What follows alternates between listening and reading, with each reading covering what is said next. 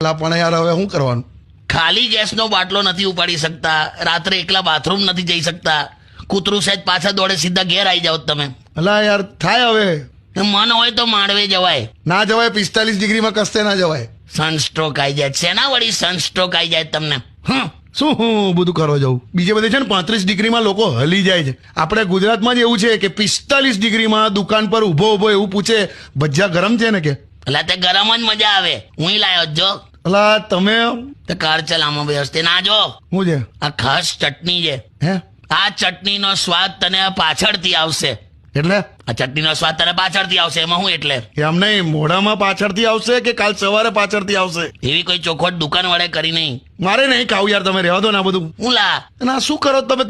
શું કરો છો? તરબૂચ કહું છું લા. તરબૂચના ટુકડા ચામાં બોડીને ખાવ છો? ક્રિએટિવિટી હોતી હશે. સવારની ચા બાકી હતી, અત્યારે ગરમી વધી છે તો બે ભેગું કર્યું એમ. એટલે પણ યાર હવે શું કરવાનું?